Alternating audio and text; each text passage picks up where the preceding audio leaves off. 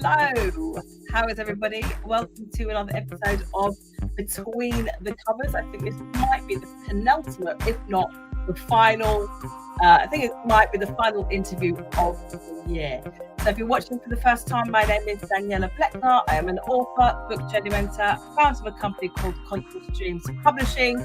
We transform diverse writers into successful published authors. On the bookshelf behind me here are some of the 350 plus books that we've published over the last 9 years.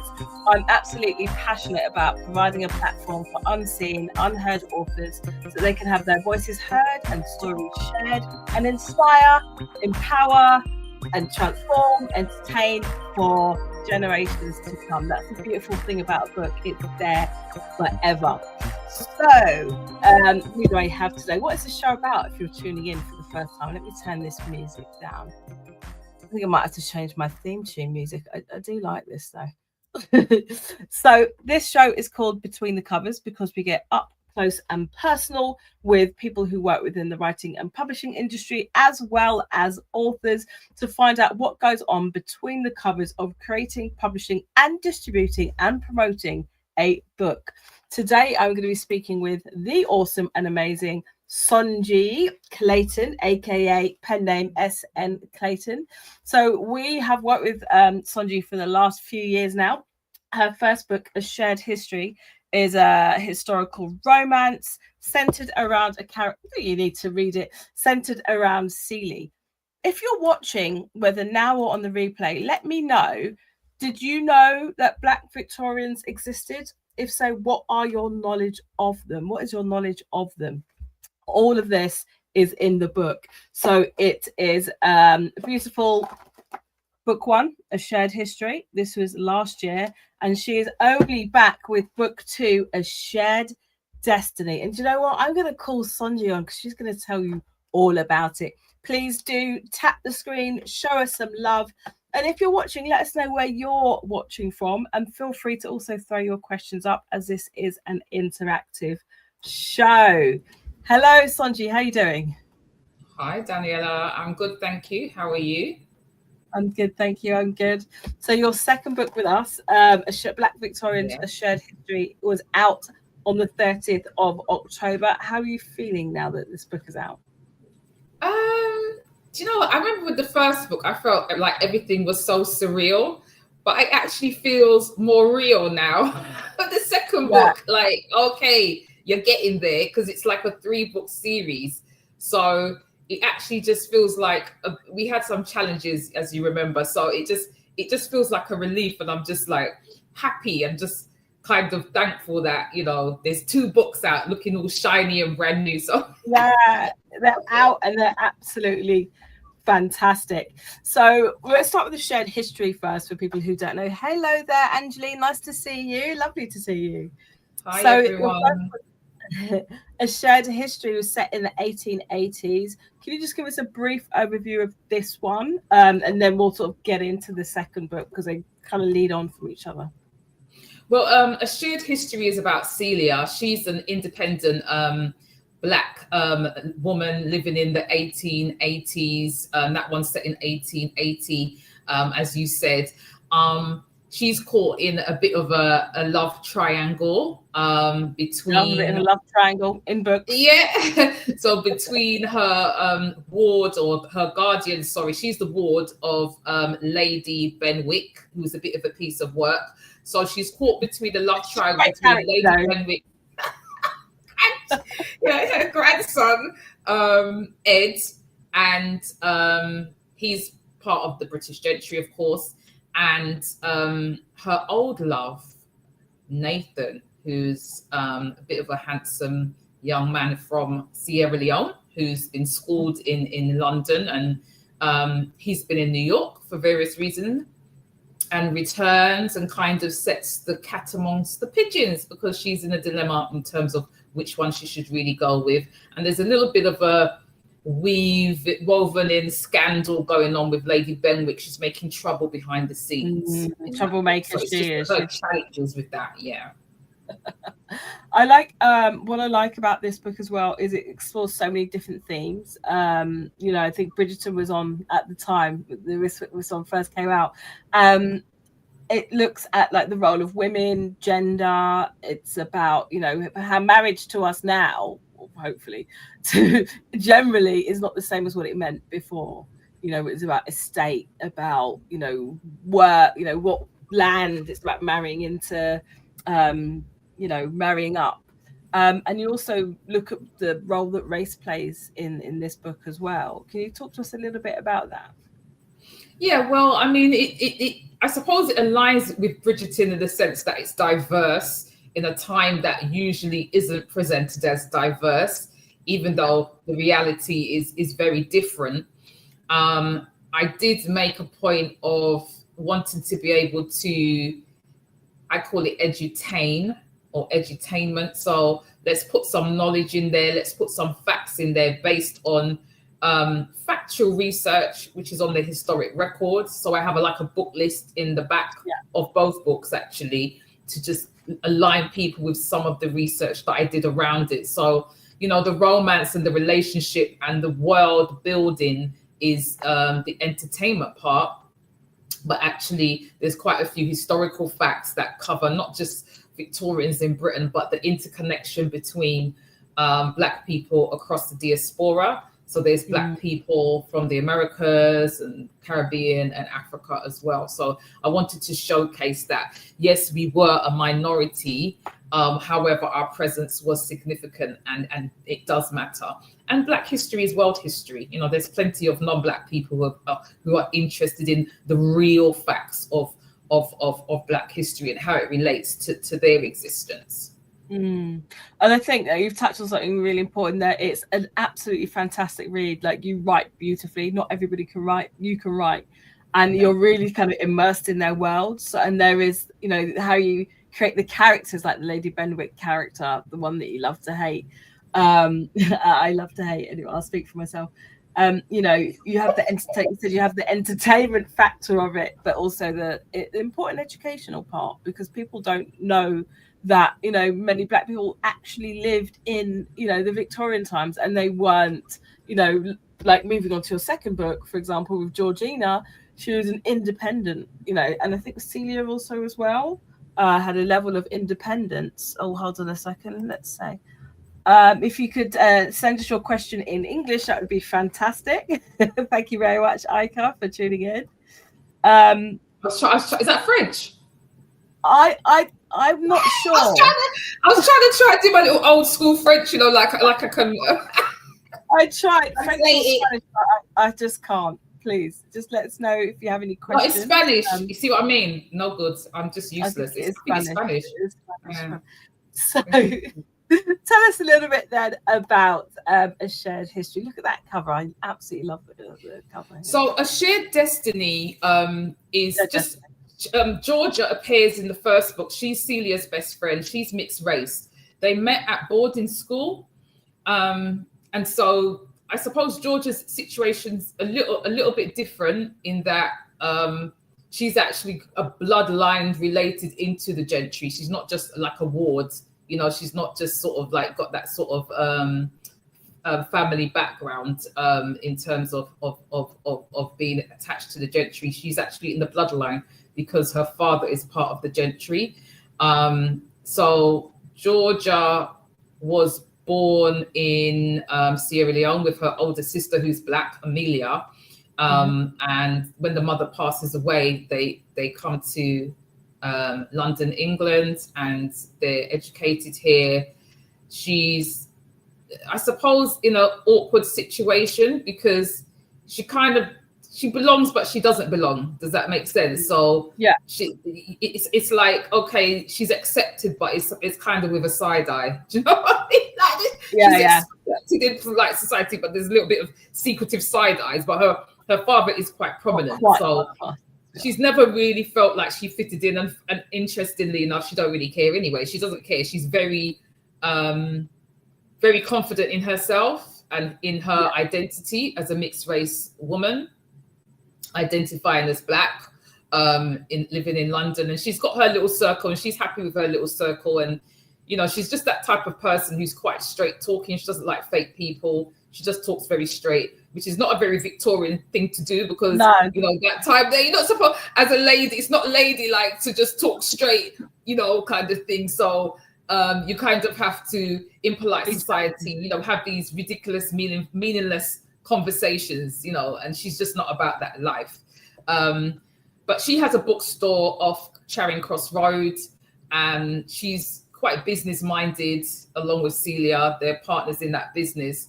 And obviously, you know, from what I've said so far, she's quite independent. Celia is different in that Celia wants to get married. Celia wants a relationship, wants a family. Georgia is like not really that bothered. She's not fussed about it.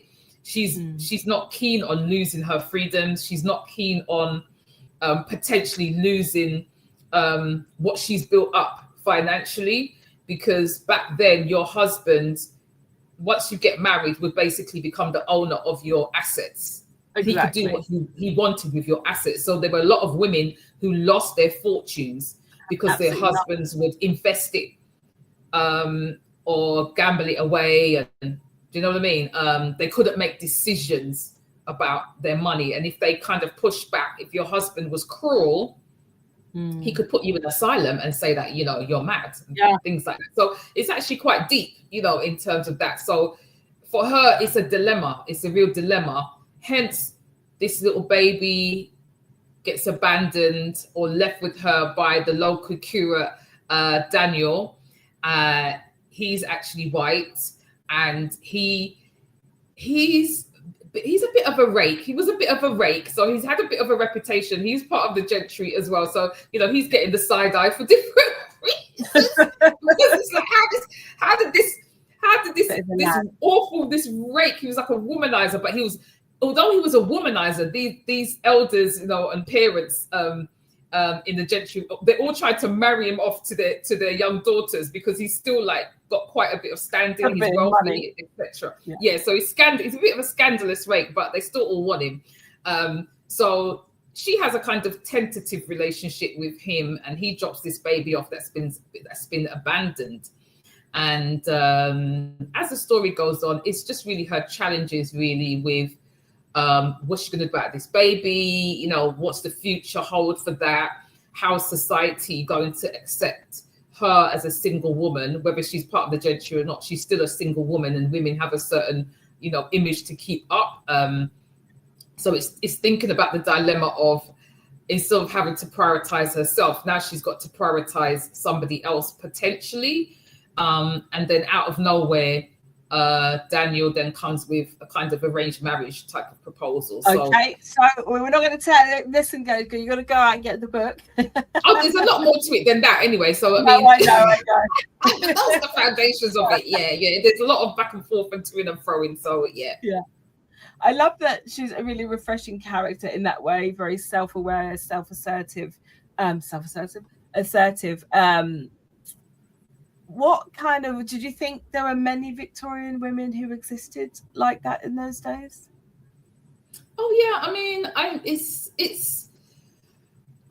reality, isn't it? Not everybody's gonna meet. I mean, actually, if I think about it, that wasn't a time where that true love is a very new concept to the world, you know. Like, people didn't get married for love. Do you know what I mean? It's a very sort of 19th century, late 19th century kind of concept with your Jane Austen, your Emily Bronte's type thing. So it's quite a new concept, to be quite frank. I mean, families aligned, especially with the middle classes and upper classes, and even with the working classes. Sometimes it was just about, well, you need to, you know, they don't want these children in their house for too long. You need to get married. You need to come out of the house. Like a business, you know, what kind of thing we can't afford to have all these children, you know, because obviously there was no contraception like the pill. So women would have to it just was the thing. You got married to be looked after. Does that make sense? You needed to be looked after and taken care of because your work options were limited. But at the same time, there were a lot of women who did end up as what they would call them spinsters back then.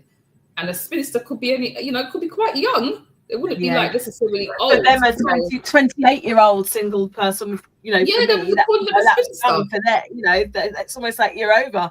That's it. Yeah, You're just so it was that kind of attitude. But there were, many, women that had to be independent because they had no choice. They had no choice. You might not have no family. You might not have a husband.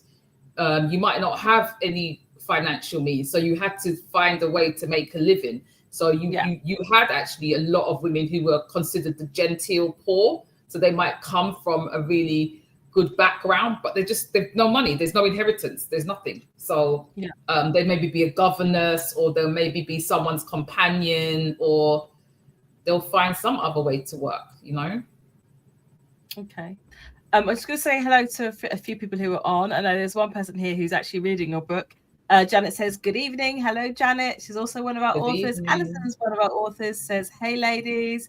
I'm on chapter 10. Oh, my goodness. Well, without spoiling anything, Ali Pally, let us know what you think. And if you've got any questions about the book, now is the time. Okay, but no spoilers. Okay, so what sort of first inspired you to center Black Victorian lives in your fiction? I know that you've done a lot of research. Could you just expand a little bit more on that? I suppose because I love that era. That's, in terms of historical fiction, I would say 19th century and probably Second World War. Those are my favorite eras. They tend to be my favorite eras. Don't ask me why. From that era, right? Huh? Have you got a favorite book then, or from that era, or play or film? I'll tell you, one of my favorite authors, 19th century authors, is Beverly Jenkins, and her books are based in the Black West of America. I mean, they're just fantastic, just fantastic history and entertaining. And so I think when I saw that you could kind of successfully write in that genre, I just thought, okay, let me start with that genre. So I just thought, let me start with the genre that I have quite a passion for, because I need to write 3 books, and I know there's going to be ups and downs, and I need to keep going.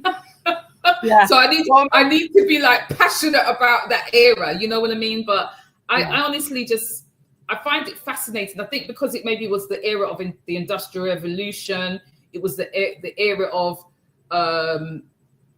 slavery being abolished and us fighting. And so it was that kind of last era of slavery where we really fought for our rights across the diaspora and fought for our freedoms and gained our freedoms. And then there were these success stories that kind of came out of it. There's a lot of success stories that come out of that era, Black scientists, Black inventors, authors, activists, you name it, business people. A lot of Black people went, got into business to sort of push themselves out of poverty.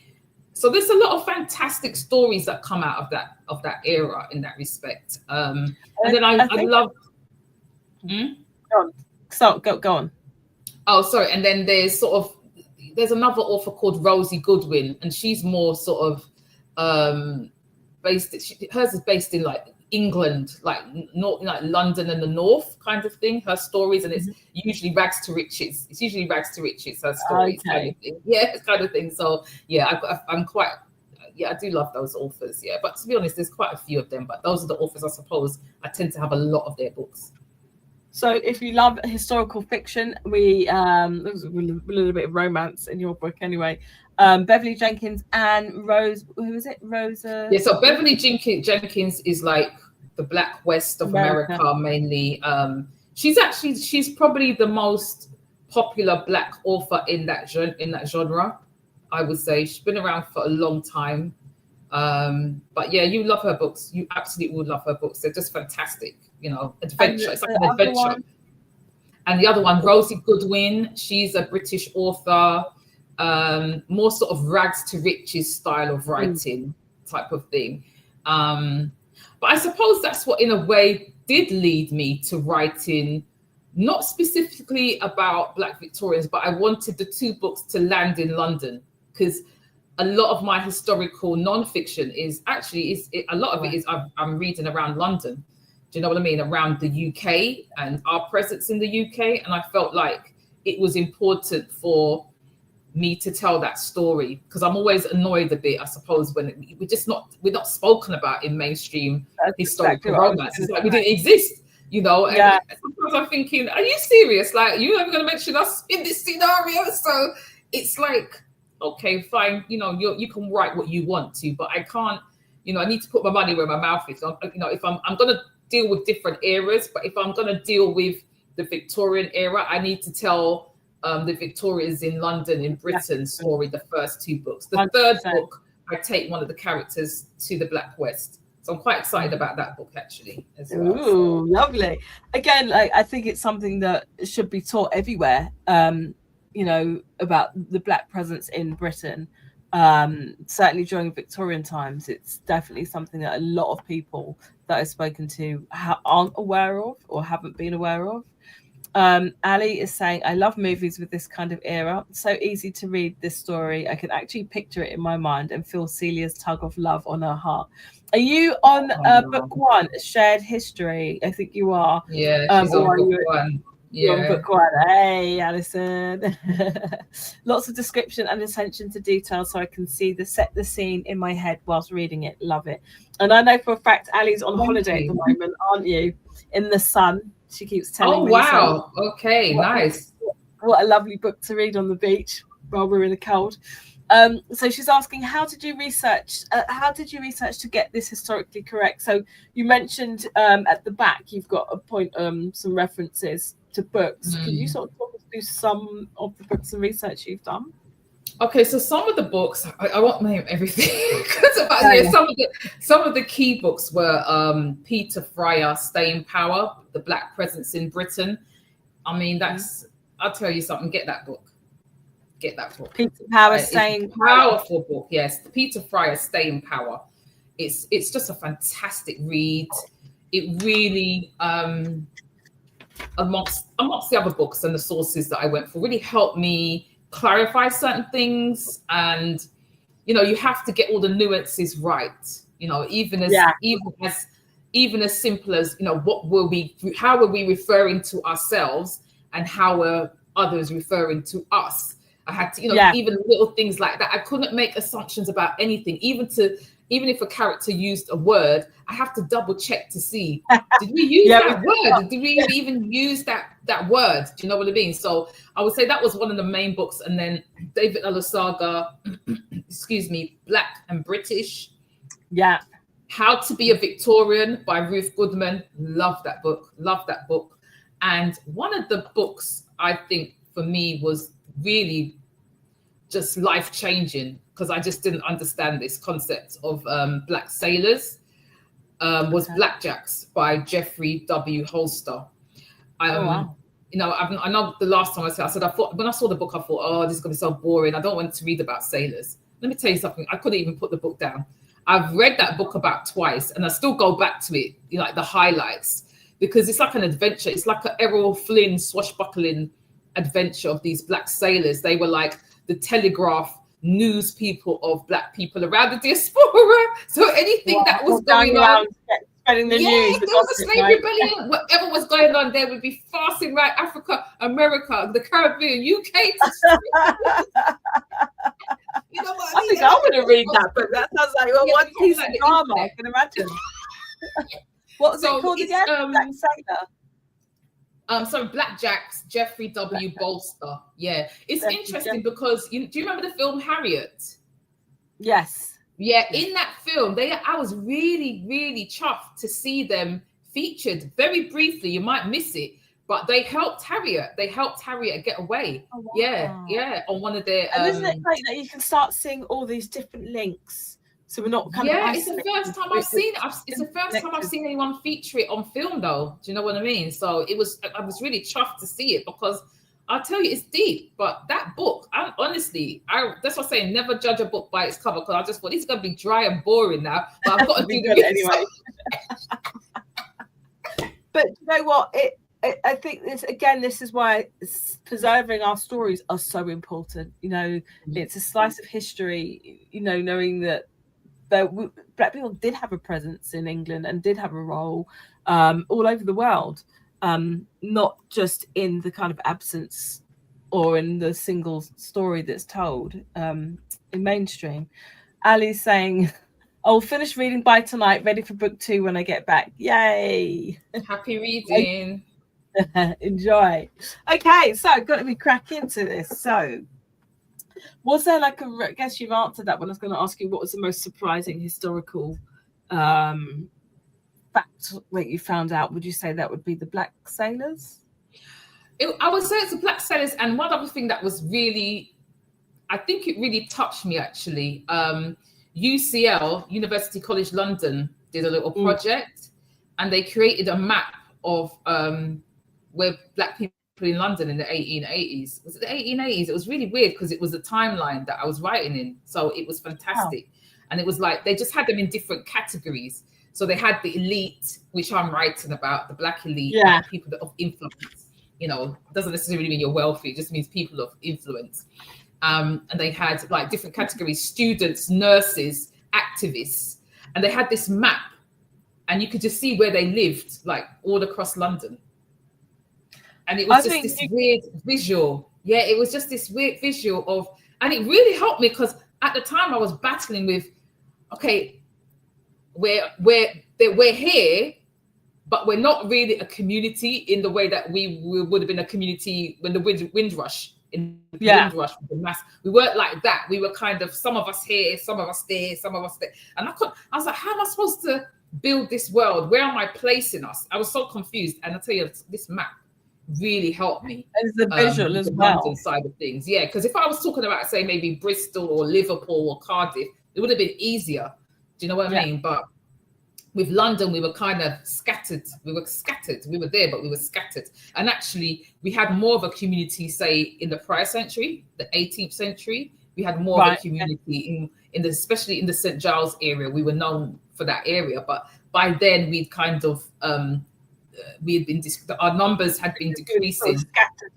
Yeah, we were more scattered. And then, obviously, we were having relationships with, English, Scottish, Welsh people, wherever we're scattered out. And so we then, there's a lot of white English, white Scottish, Welsh people that do have black ancestry. Do you know what I mean? But some of them know, some of them don't know.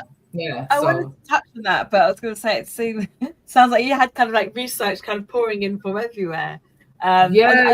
English heritage, but that UCL map, it kind of, how can I explain it? Like when you are on a quest, like you're in a maze and you finally find yourself out. So it just helped me like, oh, wow, yeah, okay, I'm on the right track, I was going to say something and it's completely gone. It's completely gone about the characters. Were you going to comment on the English people or British people that might have black ancestry and whether that was it. Sorry, I just started, when you were talking about the map, I started visualizing it myself and my mind just went on to the map. Anyway, I was going to ask you about, when you had black and white people then mixing or marrying each other. How, from your research, how was that kind of received during that time? Or was it seen as something that was totally normal in some circles? And we spoke quite a bit about the terminology as well, using the terminology that they would have used at the time. So can we just share a little bit about that? I mean, it would have been, I think it was just mixed reactions, really. Like some people were obviously affronted, not happy about it at all. Some people didn't care. Some people were neutral. Some people just might not have approved, but just didn't say anything. Sometimes they had a hard time. Sometimes they didn't. I think every couple just had their own experiences. I think it depended on who you were as well. Your standing in the community. I really think it depended on, your standing in that community and how well you were known in those communities. Yeah, I just think because there were some areas, like even the East End of London had a lot of sailors and black sailors and Indian sailors. So they kind of were used to it. Does that make sense? Yeah. So they were kind of used to it. So there would have been a community that's just used to the mixing. So it wouldn't have been so much of an issue. But then maybe someone lives a bit further out and they're like, I don't know about this, you know, but yeah, kind of thing. When you come out of London a little bit and then you realise, but even within London, you're gonna get, you know, you're gonna get the negatives. You're gonna get the negatives, obviously, but I don't think it was that. It wasn't like America where you're like fighting for your life. Don't get me wrong though, there were times when you could, especially as a black man with a white woman, you could be in danger, could be in big danger. Do you know what I mean? Less danger as a black woman with a white man, but still, like I said, people had different experience, very extreme, like in terms of disapproval and violence, and then more tame and just neutral, or you know. So it's not you can't, the experience is not something you can just say everybody had that same experience, or just assume they would have a negative experience all the time, you know what I mean? So it just depends. Well, I do a bit of digging and research and documentation myself, actually. It's something that's kind of widely out there. So who's your favorite character then between Celia and Georgia? I don't know why people want to do this to me. I don't do favorites, Daniela. Okay, what are your? I don't do favorites. So I say as a teacher, we don't have favorites. Okay, what are your? Who you most like? I guess, and what draws you to each? I think there's definitely a bit of me in both of them in terms of the entrepreneurial side and the independent side.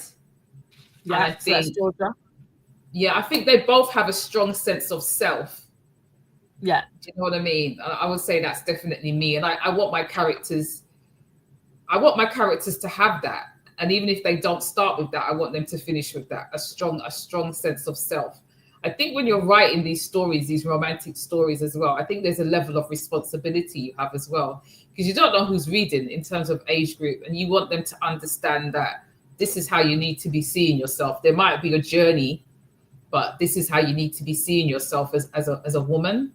And you know, you need to be careful about the compromises you're making within a relationship. I think you don't want to lose yourself. So I think it's important to not promote toxic relationships. You might have a toxic relationship in the story, but I don't know. I'm not about promoting it like it's something good. Do you know what I mean? There needs to be a growth process in there. So I'm very keen on that. So I love my characters because I work really hard on developing them. I dig. You know, one time I read something on advice from Maya Angelou, and she was like, you know, even when you think you've got there, dig deeper. And I do, even when I'm losing the will, like I'm literally losing the will. Like I'm tired now. I'm tired of this. You know, I'm just like, no, okay, let me put it away. Let me think, and let me see how much more can I give. Like I try to put myself in my reader's shoes. Yeah. So I try to think, you know, I have a list actually. I will make a list sometimes, like what would my reader probably want to know that I haven't really explained? What haven't I wrapped up? You know, I definitely have a list, because it's the most frustrating thing when you read something and you have more questions at the end than answers, you know. So I try to wrap things up as much as I can. I know things can be missed sometimes, but I try to wrap up any questions that might be asked. Yeah.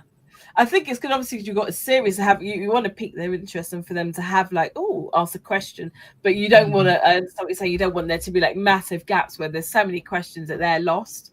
And I think that you fill those gaps really. I mean, Alison, you're reading it. Let us know what you think. I think all of those gaps have just, you know, filled. I'm listening to myself. What am I saying? All of those gaps are filled. I think you help me. Yes, you've woven the story really, really well. Let's go for a question. Angeline said, I agree. Lovely. Laughing. Yes. Okay. Brilliant. I wanted to talk a little bit about the writing process and sort of character development. And I think you said something really important. A lot of the times I hear people saying, you're not writing for anyone else, you're just writing for yourself. It's like, yes, you are writing for yourself if you're writing a diary or a journal. But when you're writing a book that ultimately your goal is you want to sell your book, which means you want to connect to your reader, right? So the fact that you're asking questions, you know, how would my reader feel? What do they want to know? What further questions could they have? Is a really good practice. In terms of creating characters, do you have a process for that? And there's some people do, like I do character profiles myself, strengths, weaknesses. Do you kind of map them out before, or do you just? I do plot my books out, and I do then do like a bit of a character analysis. I don't do it too deeply. I try to let it develop as I go along. So, but I do a kind of quick outline of how I want them to be, how I want them to be, how they will see themselves in the world, and how I want the world to see them. So I have to kind of, you know, figure out, are they an empathetic character? Are they less empathetic? Are they quite blunt? Are they rude? Do you know what I mean? Like Lady Benwick's just rude. So it's just yeah, you have to I think you have to kind of outline something about the character and think about how they're going to interact with each other, you know, in terms of whether they get along or whether they don't get along, or whether they kind of have each other on edge. And, you know, you've got to think about the pros and cons of that character and how they're going to interact with everybody else and the world around them. So I have to have some kind of outline and some level of character development. Yeah 100%. Brilliant, thank you. Rich saying hello, Daniela and Nandi. Oh, so Sonji, or SN Nandi, that's a new one. Please ask Sonji.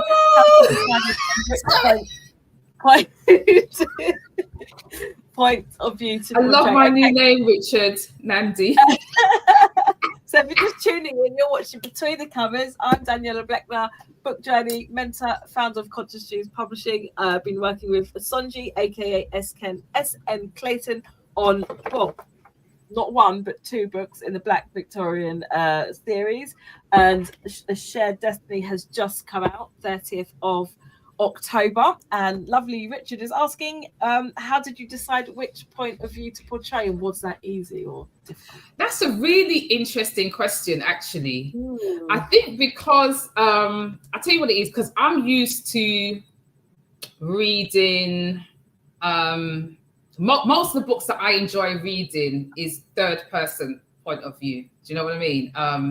So I think I just thought I just need to go with what I'm kind of comfortable with and what I find familiar. Do you know what I mean? So I kind of, that's really why. It's just because I just prefer that. However, I tend to find first person books quite draining if it's just first person and it's just one point of view.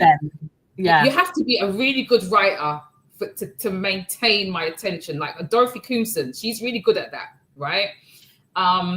But what I started to find I'm starting to pick up these books now that were written first person, but 2 points of view. So the protagonist and the antagonist. And I was like, oh, I like this. This is so much easier to consume. Do you know what I mean? So interestingly enough, the third book, I wanted it to be different because it's going to be in America. I said, I want this to be different. So it's a little bit shorter, but it's actually first person point of view. Yeah, really? From Amelia's standpoint and her romantic opposite. Yeah, so that's the first time. Yeah, this is news to me, Richard. I didn't know this, so I'm looking forward to seeing the switch from third person to first. I'm so used to third person, so that'll be interesting. Yeah. So I actually found it. I wanted to see if I'd write quicker if I did it in first person. Have you? How far? Do you know the answer yet? How far are you in? Yeah. So I'm on the second draft. Right. And I did actually. I'll tell you what. I found it quicker when I was writing from the female's point of view. But as soon when I got to the male's point of view, I was like, oh no, I need to get in his head. Like, how am I supposed to get into this man's head? Like, I don't know how to get in his head. So I was a little bit slower with that element until I kind of got into it. I think I had to do a bit more character development, actually. That's what I had to do a little bit more character development to get in his head.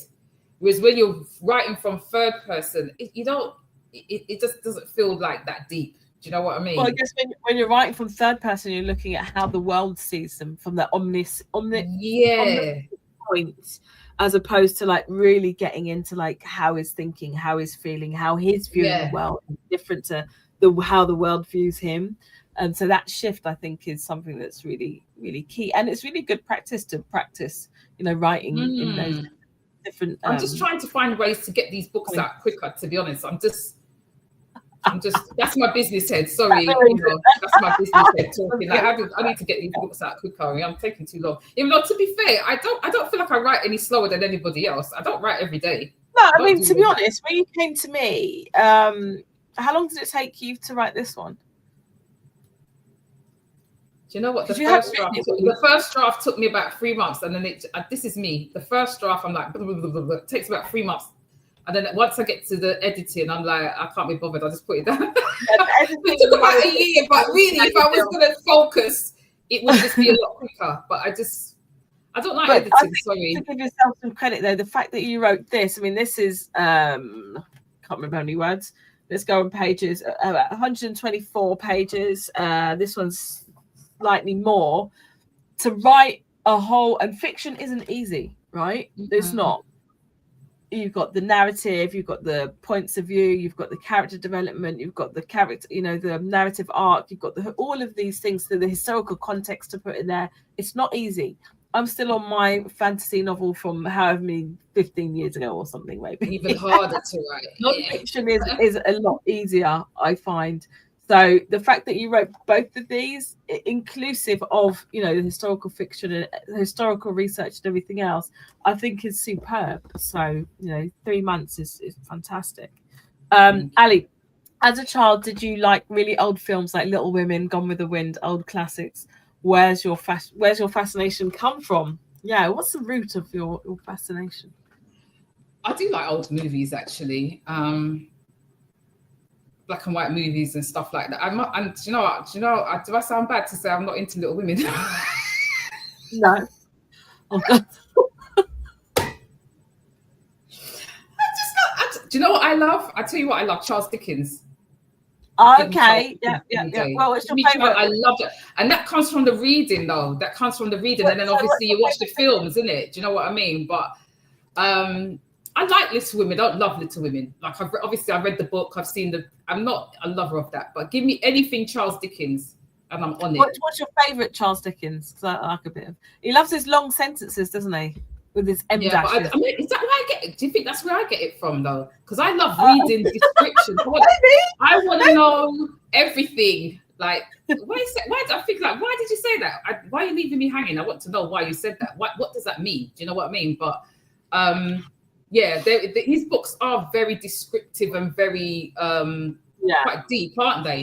But it's so entertaining. He really gets human peccadillos, and I just love his writing. So I think in terms of that type of growing up, films wise, that's the type of thing I used to love to watch. But I love all the black and white movies from that era, and the musicals and documentaries, and anything history. I just love history, I just love history, because when I finish the third book, I need a break from the deepness of history from that era. Like, I need a break, because it's a lot. It's a burden to carry to get it right. Yeah. Do you know what I mean? You've got to get it right. So my next book, I'm going to be based on the 90s. Oh, okay. You know what? Hey girl, you see my picture about 90s nostalgia. So it's going to be based in the 90s, the rave scene in London, the rave scene in New York. I just need to be, it's going to have a playlist, you name it. So it's still going to be Black history, but I feel like there's not really anything out there that kind of magnifies or shines a light on the social scene in London during the 90s, or New York, really, for that matter. You can come to me. I can definitely be your research person, because I was definitely out and about in the 90s. Trust me. You just can't beat the 90s. Do you know what I mean? Like, come on. Fair. But I feel like we had such a great social network and infrastructure in the UK, especially London, that just was unmatched. But also but also as well, sort of going back to the 90s and the social part of it all and the music. It was, you know, the back in the days where no one really had a mobile phone, so the social chat, the dance, the conversations, all of that was so much more vibrant and present. Not that I go out raving now, so I haven't really got much to compare it to. But yeah, it's just the rare occasions that I go raving. It's like you know, you're trying to get nostalgia and it's not really working. It's not working. It's not working. It's not the same. It's not the same. But I think I have one book by. Do you remember that publication? Was it by Express? Do you remember Express back in the day? They were book publishers. Not sure. I think they published Baby Father or them type of books there. Oh yes. Yeah, I can't. There's a book. I can't remember what it's called, you know. But there was a lot of books that came out at the time. But I suppose at the time it was like, you know, it wasn't just the rave scene, but literature, the arts. You know, there was Electric Cinema in Portobello Road, and I want to capture that. And then I used to go to New York a lot to shop and rave. So there's the clubs out there, and there was a lot of British people, a lot of Black English people out there, a lot of Black British people out there doing their thing. So I want to kind of capture that era and just have a bit of fun with it and a bit of nostalgia at it, but at the same time tell the history, because a lot of our youngsters don't really get. You know, when I talk to our youngsters, they can't imagine a world like that. They just can't imagine it. You know what I mean? They can't imagine. Oh, North London people used to rave in South. South used to rave in North. West used to rave in what? You know, so to that extent, you know, we didn't have those postcode nonsense and all that back then. No. You know, so it's so weird though to think of like 1990s as being historical. All right. So Angeline says, I love the black and white movies. Very nostalgic. Oh, there's nothing like it. Abbott and Costello, Stan and what's his name? What are they called again? Those two comedians. Am I losing you, Daniela? I think maybe because I think it's my age group. Lauren and Hardy. Yeah, that's it. Lauren and Hardy. Sorry, fog brain. Sorry, everyone. Fog brain is killing me. I'm in the era of fog brain. Sorry. No, I'm just impressed with myself that I remember. Anyway, we've spoken a bit about the writing series, and you know, I was going to ask you about keeping the momentum for the multi-book series, but you've written your first draft of the last book, and you're talking about your 90s book. So wow, I'm looking forward to seeing what's coming from you. What are your plans moving forward with these books? So I suppose next year I'll have the third book out around the same timeline. But then what I need to focus on is the audio books. Oh yeah. So I need to get the audio books done, because I know a lot of people, everybody consumes. You've got to think about leveraging your intellectual property and 100%. Building that brand through different ways that people consume. Not everybody wants to read. People want to listen, you know, with these the audio side of things. Everybody learns in a different way, you know. So I need to move into. We've got Alison on at the moment. Actually, she did her audio book for her book Downloads from Heaven. So if you want to come down to the studio. Right. Okay. Yeah.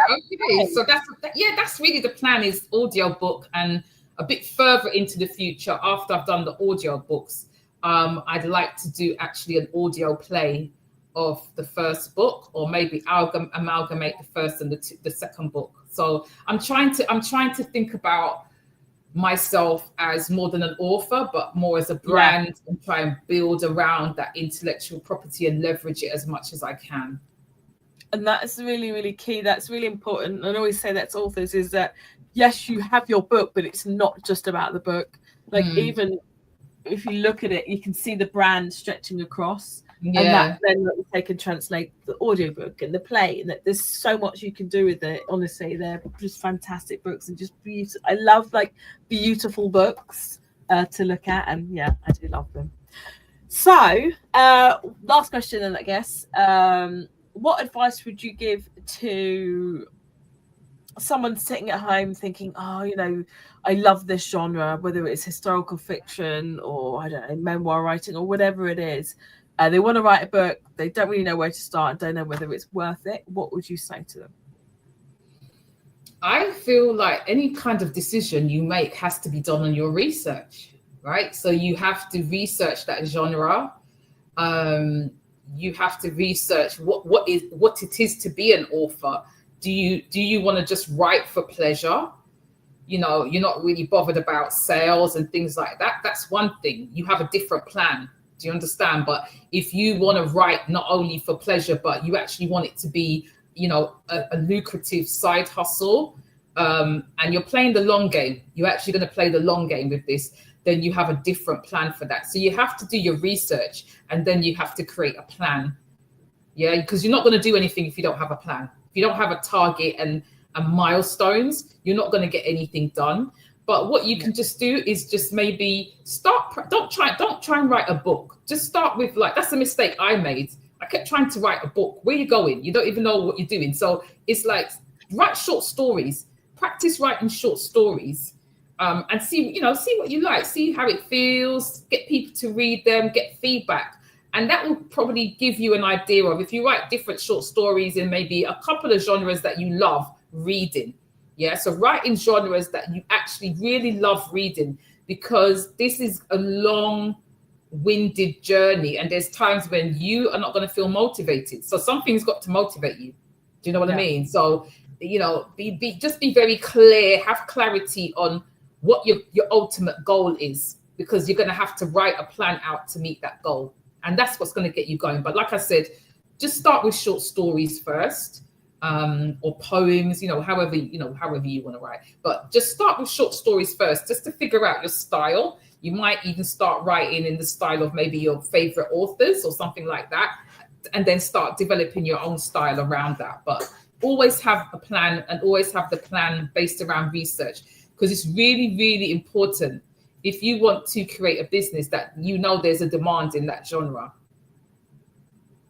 100%. So you heard it here first. Have a plan. It's so important. And I like what you said about just writing for fun as well. I think that's something that we forget. We can get so that's me. With getting the plot and sticking to one thing, but actually the practicing of the craft, whether it is a poem or a short story or something else, to just get you going. I think that's really good advice there.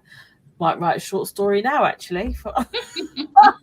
You have to find your own rhythm. You have to find your own rhythm. I don't write every day. If someone else thinks this is how I can stay motivated writing every day, that's not how I stay motivated. It's just not my style. I just do writing sprints, really, where I just write a lot, write, and then I just say, all right, I'm fed up now. I don't want to write. So I do a lot of writing in my head. Actually, I think that's what it is. I think a lot of it out. So you just got to find your own way. Exactly. And everyone's your way might be completely different to somebody else. Like some people are right between this time and that time. I can't write rigidly like that. I need to book time off and go away and just go and do it. Or if I'm like, I might be on the bus, or I might be out with friends, and suddenly it's like, I've got the idea now, gotta go. I don't really do that. But I can imagine your friends to just be like, why should be so extra? What's happening? Yeah, we know you're creative, Daniela. But that's a little bit much. It is my wedding. Not okay. Gone off to go and write something down. No, not at all. Anyway, so how can people find you, and where can they get your book? Okay, so my website is www.snclayton.com, and the best place to connect with me is on Instagram, author SNC. I've only just got an Instagram, actually. I've only been on there for about a month. Do you know how long I've been saying this? I'm quite enjoying it. It's nicer than Twitter. I thought you'd like it. Twitter's just, honestly, I've actually finally abandoned Twitter. I just left it. Sometimes you feel like you're kind of talking into the ether. It's like you're talking into the ether. I don't know. I'm like, to be honest, I've had more engagement on Instagram, I think, my first day than on the whole time I've been on Twitter. Stop it. Is that, If you're an author, if you're watching this now, if you're an author and if you're watching this now or on the replay, just let us know what is your best platform for your book? Is it Instagram? Is it Twitter?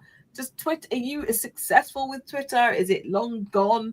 Maybe it's Threads. Maybe it's Facebook or LinkedIn. But I'm finding Instagram's really good.